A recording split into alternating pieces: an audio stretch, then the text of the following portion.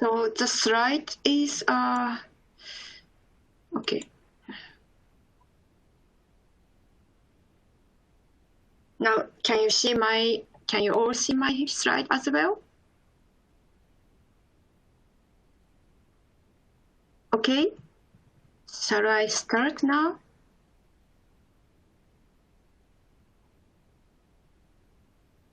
Okay, so my name is Mayumi Kominami from Novartis, Japan. First of all, thank you for the opportunity to present today. Today, Takashi and I would like to present titles, Error of Mandatory eData Submission to PMDA, Hands-on Our Experience and Learning. Disclaimer. The options explained in this presentation and on the following slides are solely those of the presenter, me, and not necessarily those of the Novartis. Novartis does not guarantee the accuracy or the reliability of the information provided herein.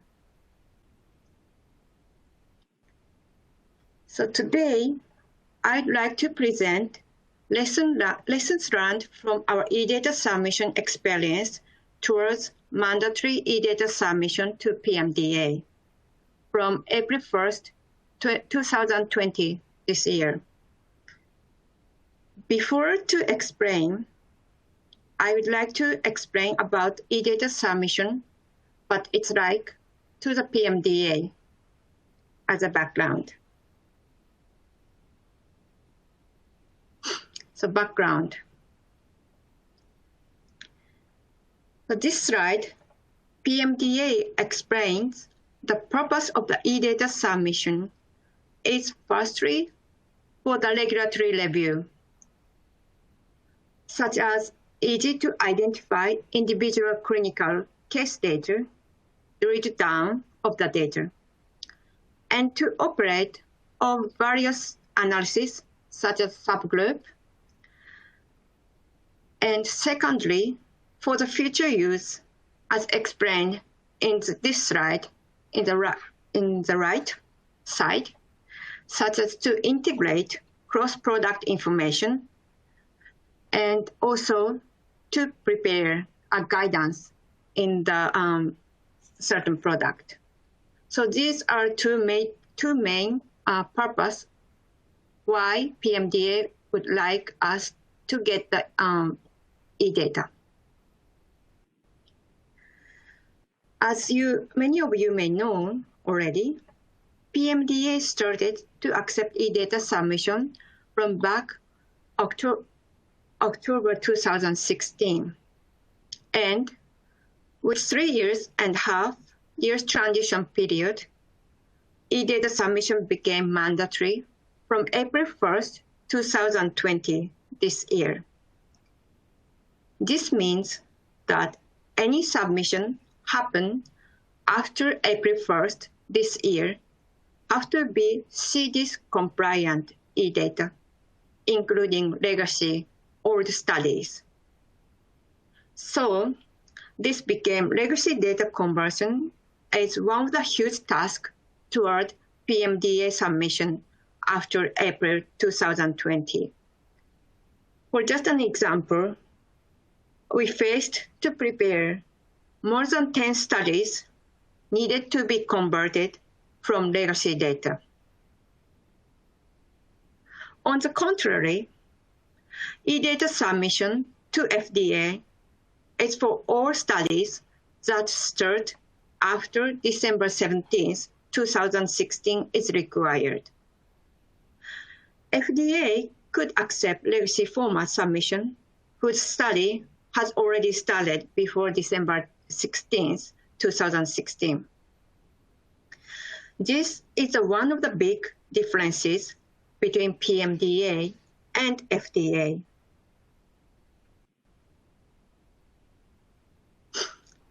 In the previous slide, I explained that eData, electronic data submission, started October 2016, and with a transition period about 3.5 years, And now we are here. After April 1st, 2020, it's a mandatory with CDS compliant data will be required. So that means non-standard data must be converted. During the transition period, PMDA accepts such as the data with a legacy submission, meaning no eData submission, or a partial data submission, like some are with the eData, with the CDS compliant, some are not, or some are no data. So it's called hybrid submissions. Bottom of this slide explains about the number of NDA with eData and numbers of consultation to the PMDA. So what you can see is from 2016, October, that numbers of the NDA will grow, is growing. And also the number of the consultation is growing. So just to please note that after October 2016, PMDA started to accept eData.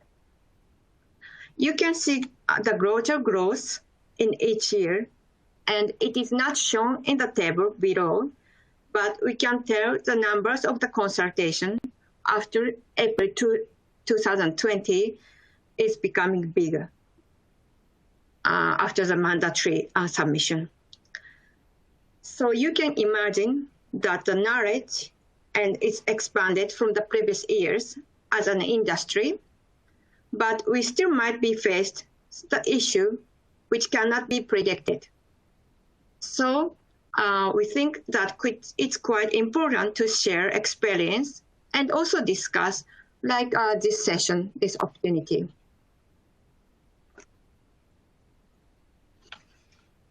So let us now see what the Novartis eData submission experience to the PMDA. So we have firstly joined the pilot study and experience eData submission. And during the transition period, 3.5 years, we did 4 times submission. And just to add, after the mandatory period, we just has completed 1 submission in July 2020. So now I would like to show some of the guidance which has been published by the PMDA. And there are guidances related to PMDA e-submission. We need to understand the guidance quite well before discussing what are the same or the differences between FDA and PMDA. But still, there are some cases which we face the differences between FDA means that when we consult with same content with the PMDA, we have asked from the PMDA to modify some of the document or some of the content, but which is not clearly written on some of these guidance or the FAQ.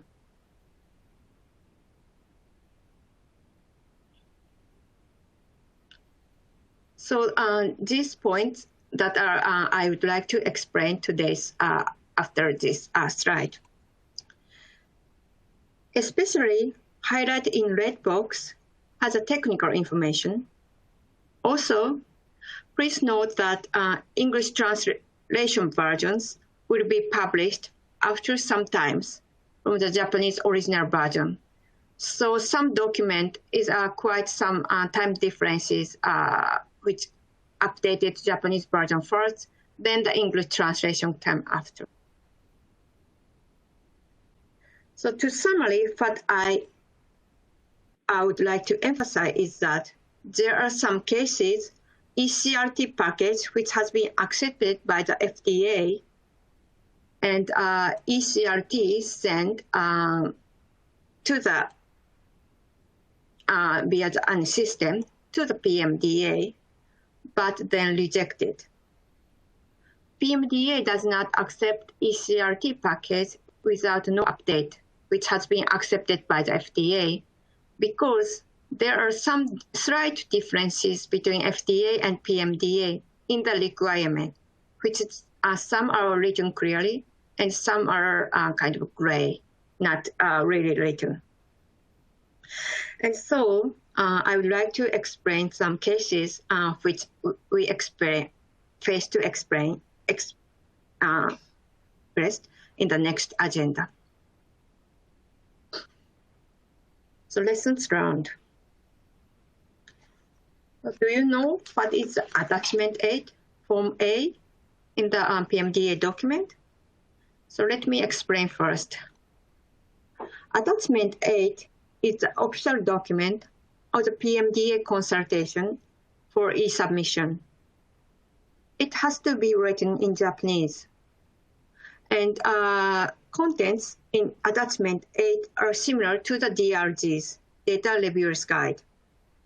And it will need to be finalized before pre-NDA meeting that takes place in 2 to 3 months before the NDA. Main purpose of this Attachment 8 documents are to inform PMDA about the entire e-submission package and data standards and the content of the eCRT. So this is an example which is translated to the English version. So, and then the other purpose is track discussion items from the PMDA consultation, and also to summarize Pinnacle 21 validation error issue and share them with the PMDA and discuss a solution. What we can see from our experience is that especially Attachment 8 is an important tool to reach agreement and error explanation to be described in the SDRG or the ADRG. PMDA will request more detail in explaining Pinnacle 21 errors than the FDA, which we could tell from our experience before. In other words, explanation accepted by the FDA may not be always accepted as the same to the PMDA. And some cases, we have to be more like detailed explain in the some of the contents. Okay, let us see the first case. PMDA, the submission to the eData to the PMDA, we submit through the gateway system, called the gateway system. And then they do the virus check, and then also data validation themselves, I mean the PMDA. And the send validation result to the sponsor. And then if it is okay, then the PMDA accepts it. But if there is any issue, then ask to update on the deliverables if there are any issues. And then going back to the data submission, and then through gateway, virus check, data validation, send validation result to the sponsor. So doing this route until the accepted. So there is one project which we had already submitted to the FDA and then accepted.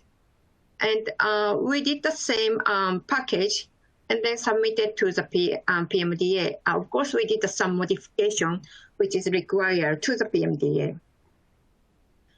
Although PMDA accepted all the eCRT package, PMDA asked us to request update on SDRGs. Why?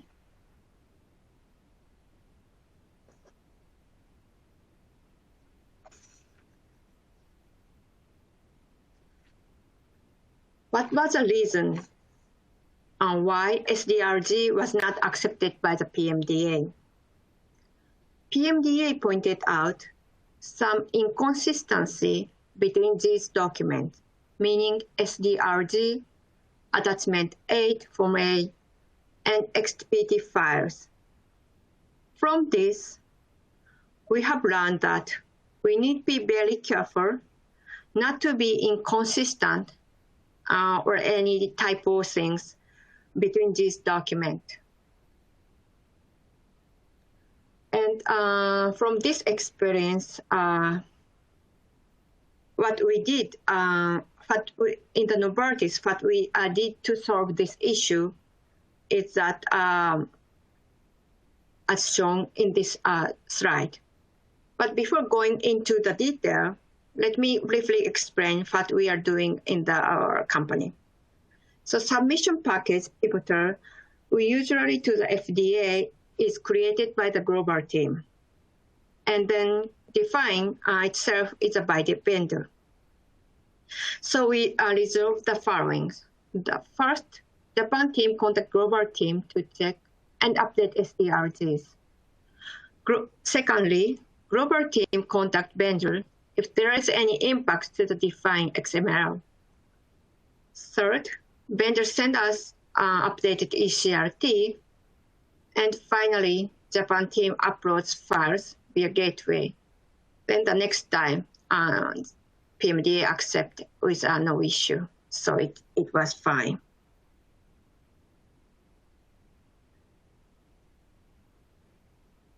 So the next, the second case I would like to show here is that a major version inconsistency. So the issue here is that major version inconsistency between dataset in a study or in the analysis. And firstly, in a study, major version of the SDTM AE was version 21.1, whereas ADAM ADAE version was 22. And then in the ISS analysis, major version of ADAM ADAE was version 22, and then the different data set called ADAE2, and then also AD risk was a version 22.1. So as written in the below this slide, the evidence, it is written in the guidance that a single version of the standards must be used within the clinical study. But also it says, it is written that in case that you are using the different version in some of the reason, that you should consult with the PMDA in advance using the consultation. So,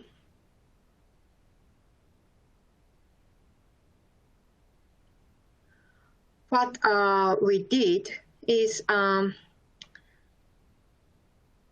we held the eData submission consultation with the PMDA because we wanted to avoid updating data set in order for the consistency in major versions, because all the analyses were completed already, and also we submitted the same package to the FDA already.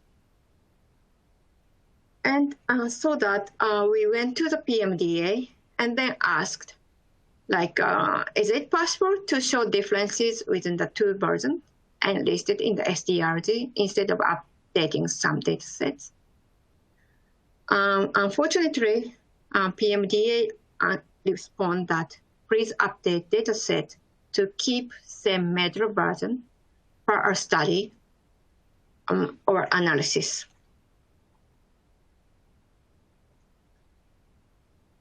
So as requested from the PMDA, we update dataset to keep same major version per study or analysis. So in solution that in a study, major version of the SDTM-A was version 21.1, and then the ADAE was version 22, as I said in the previous slide. So what we did, we version to the version 22 for the SDTM AE to be consistent with the ADAM. And in ISS analysis, middle version of the ADAM ADAE was version 22, and the ADAE2 and AD risk was the version 22.1. So what we did was that we dropped ADAE, whose version was 22, and then rename ADAE2 to ADAE, keep the higher version, and then make it simple. So we challenged to submit the same the ECRT package with FDA, but turned out to know that PMDA basically requests us as per our guidance.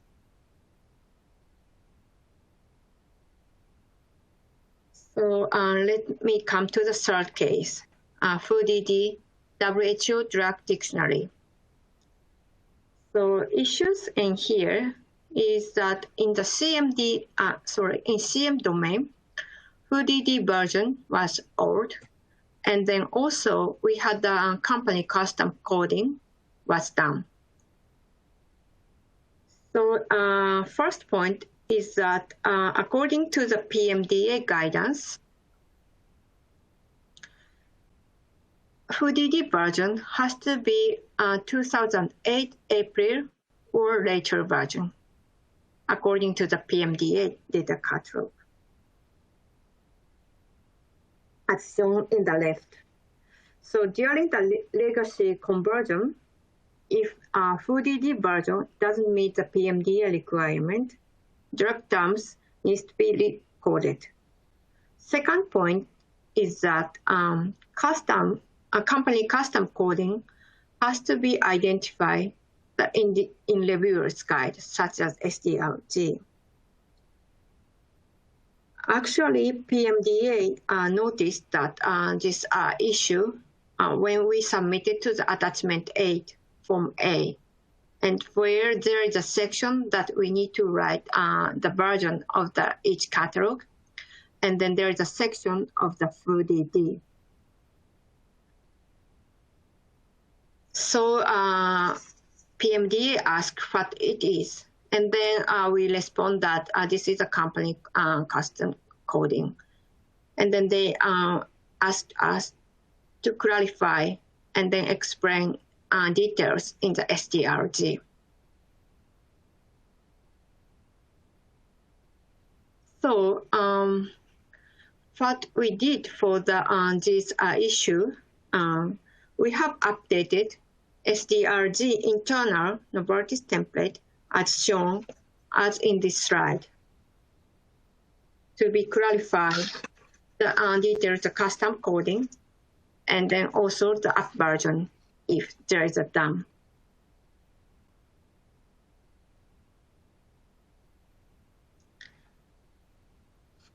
So in case of the simultaneous submission to both FDA and PMDA, is that we try to pack one common ECRT package which meets requirement in the guidance to both health authorities, such as like a Pinnacle 21 validation or the legacy data conversion, etc.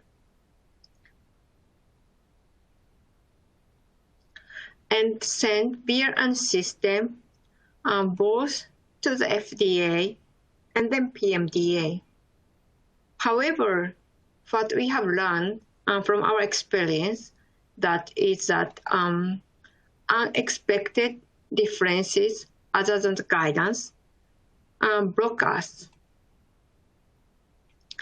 And we need to modify some of the document or some data and repack ECRT package only for PMDA submission, and then send VRN system again, and then accept it.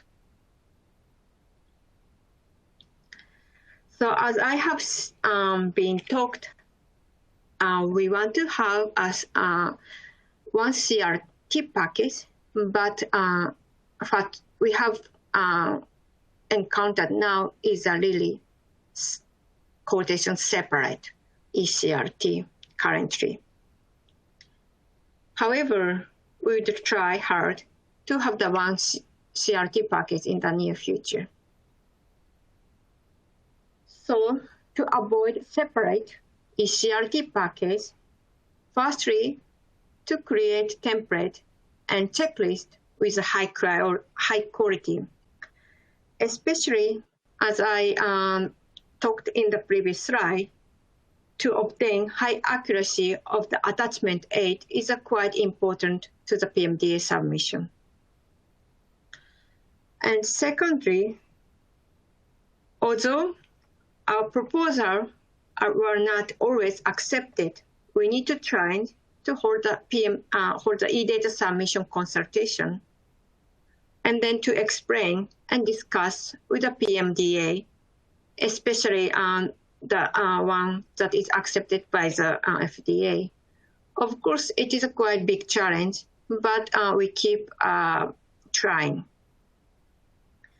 Thirdly, but not least, to raise awareness by the sharing experience, lessons learned, internally or externally, and then timely manner, like this situation, and then raise awareness in the industry.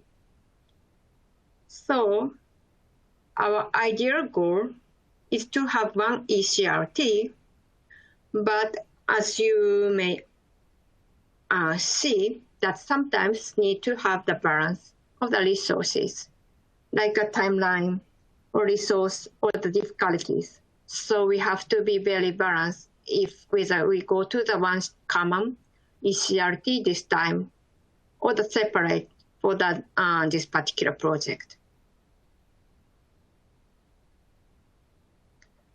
So to conclude on the summary.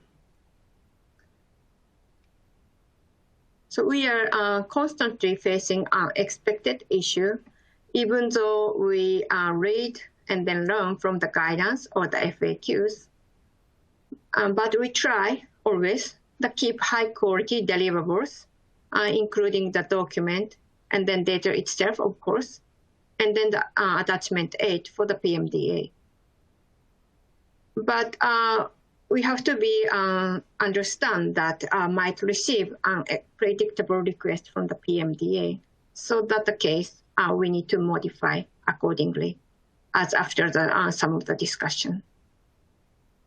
And the second point is to prepare one common eCRT package might need to discuss with the PMDA to keep one common, which means the requirement for to meet the requirement for both health authorities, PMDA and then the FDA. But we understand that is quite a big challenge for now. So we need to consider balance, which we should go for the one common or the separate, and then see which is the suitable situation for each submission. So here are the references from this presentation. And thank you for all to listen my presentation. So this is the end of the presentation.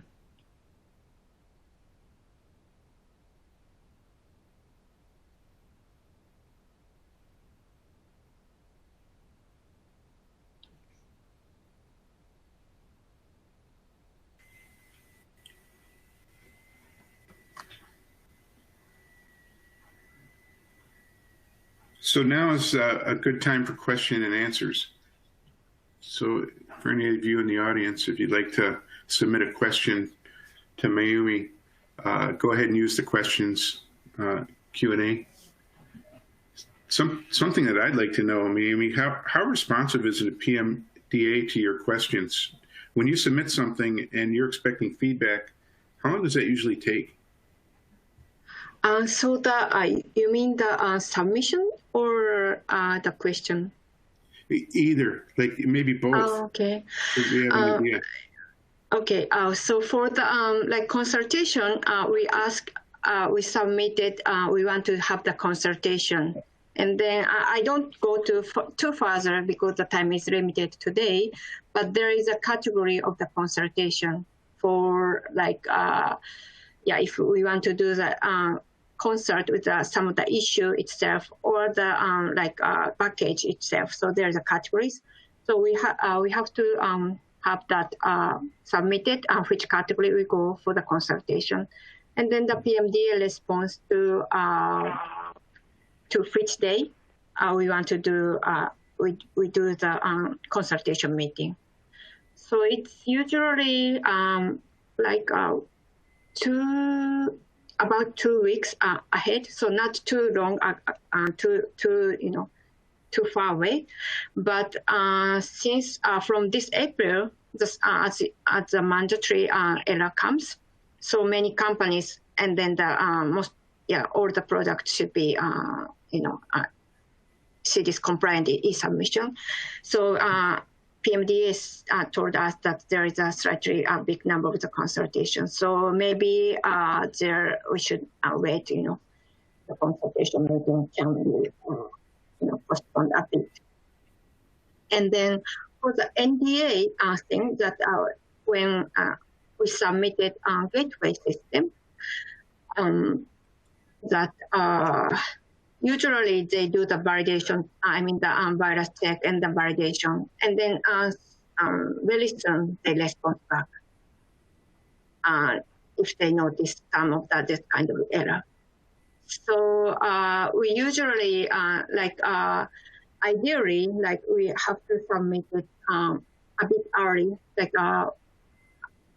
about 5 to 3 weeks ahead, and then they respond until the submission date. So we have some, from our experience, until now, we have some backup these weeks to update, and then we have no issue for that. Okay, thank you.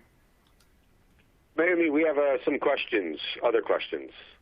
One is, during a global pandemic, how is the PMDA handling data format consultation meetings? Are they still face-to-face, or are they suspended at the moment? They are now doing by the virtual.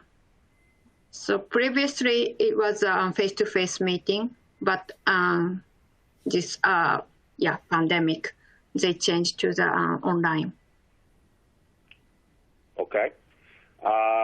Another question, will the checklist help at the time of submission since we may face unexpected differences? Sorry, can you repeat the question again? Yep, the question is, will the checklist help at the time of submission since we may face unexpected differences? Sorry, you said that if I understand the question correctly, the checklist, you said? Mm-hmm. Yes. Checklist. So when we create a checklist, that will help the differences. That you mean? I guess we'll have to get that one answered. Yeah. Mm-hmm. So if that is the question, of course that. So like the checklist or the experiences, and then to share like other company do. And then so many companies sharing their experience by that these conferences or the any ways, and so that we have the kind of knowledge which is like unexpected some slight differences, and we could avoid for such cases before the submission. So checklist will help. Okay, great. Next question is, when will PMDA start accepting ATOM IGV 1.1? Once it happens, then will one CRT package may be easier to create for both HAs? This is kind of one of the big challenges right now that we are facing. But what I have heard from the PMDA announcement right now is that they still are working. So there is not a concrete date yet to be said from the PMDA, but not too far away, I hope. Yeah. Okay, excellent. Here's an interesting one, because it was a very interesting point that you had brought up. Could you elaborate on the typo issue that PMDA asked to be corrected? Oh, so that I showed the slide that, okay, like, yeah, the one that, the 3 document attachment 8, yeah, this one, right? SDRG and then the XPT files. Okay, maybe this is too small to see it, but there is a checkbox, like the you can, if you can imagine the DRG, there is a checkbox which we submitted to the agencies. So this kind of the similar checkbox is in the attachment 8, and then we had some issues. I mean, some kind of typo human errors that ticked in the SDRG in the, for example, CM as a safety, but the attachment 8 for the efficacy. Oh, this is just an example. But so this kind of the small inconsistency. But after we found this, that we try not to do this again. So we did like kind of programming QC for this part to avoid such inconsistency. Okay, let's see. We still have time for a couple more. The ISS is generally done at a later stage, so it's hard to keep the dictionaries consistent. Did you up-version all of your studies to match the ISS dictionary version? So this here, I'm not sure if I understand the question correctly, but what I wanted to express here is that within the ISS that had that several data set to make the analysis, and then there is a different versions because of some issues in the particular project. So, but according to the PMDA suggestion that we should be one consistent version in the one ISS. So it means not necessary to do the latest version, but in the ISS analysis, the whole data set should be the one version. Okay, excellent, excellent. Another question. You may have mentioned in the presentation, but does PMDA still accept non-legacy CDIS compliant data, or does the PMDA require to convert any data in an NDA to be converted to CDIS compliance, even the study that was done a long time ago? Yeah. So yes, to answer, simple answer is yes. We need to convert all the studies, including the very, very old studies. After the, we are now after the April 1st, 2020. However, there is a cases that we have some negotiation with the PMDA. For example, some particular drug, which is some special case. So if there's certain categories, if you seek for some of the guidance that I showed in the slide. And so if your project case fell in that category, then there is a chance that we can negotiate with the PMDA for some special case. But usually, yes, we have to submit CDIS compliant eData for all. Right. And that's a big issue for companies. Yeah. The last question that we have looks like it comes in. It says, will the attachment 8 be in English or Japanese? It is Japanese. Okay. All right. I believe that is all of the questions that we have received. I want to thank Mayumi for an excellent presentation. This, as we discussed, is a key issue for all of us in the industry today as we start submitting data to Japan. So thank you, Mayumi. Oh, thank you very much for the question, and then thank you for the opportunity. Hey, Mayumi, this is Chris. I just have a question for you. When did you join Fuse, and what do you see as the biggest benefit that, from your perspective, for Fuse, just for general membership? Yeah, there is a lot of information, from the different companies and then the different point of views. So it is quite very interesting to see or to hear from the lot of people from the different companies, or the yeah. Okay, excellent. Thank you. Thank you. Thank you for that. Well,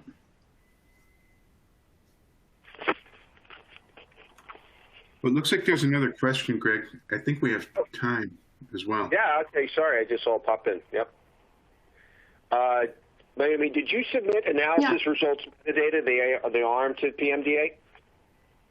Yes, yeah. ARM is a very key, ARM. ARM is a very key document to the PMDA, so we submit. Yeah. Is that answer your question? I'm sorry, go ahead. Oh, is that answer the question? Yeah, the question was, so it sounds like you did submit the ARM to PMDA. Yes, we do. Yeah, and then PMDA said many times in the workshop or some announcement that they are very they think that ARM is very important to understand the data set content itself. So they asked us, it is not really mandatory, but we really need ARM to be submitted. So from our company or my point of view, it is kind of the requirement. So they strongly recommended to submit the ARM. Now, when you submitted it, did you submit it for all safety and efficacy, or did you have specific analysis that you would submit it for? Yeah, and there is a section that written in the details in the guidance, technical guidance, but the ARM, we have to submit a primary and then the secondary endpoint, and then also the key safety. The other, you can of course submit it if you wish, but it's these are key important analysis is strongly recommended. So we've gotten some additional questions around the ARM once we were able to get that question to you. Did you follow CDIS guidance or FDA guidance for submapping ARM? Which guidance did you follow in creating the ARM? It's quite interesting question. So in our company, we do the submission is mainly for the FDA and then PMDA and then the other in the worldwide. So we see case by cases. If the submission is done for the FDA, then the the ARM is written the FDA, and then if necessary consult with the PMDA for the detail. Okay, great. Okay, just to add, sorry. No, go ahead, you go. Yeah, just to, I wanted to add one comment for the attachment 8, if it is either English or the Japanese. So it is originally Japanese, and then we have to write in the all Japanese. So in case of the PMDA submission right now, it's quite important to have some colleagues in Japan to communicate well. Of course, there is a translation version, but some parts are in Japanese, so yeah. And this is all. Excellent, excellent. Well, thank you very much, Mayumi. It was a tremendous presentation, and it's, like I said previously, it's a very relevant topic for all of us today as we prepare submissions to the PMDA. Yeah, thank you very much for that many questions, and then the opportunity to talk all of you. Thank you.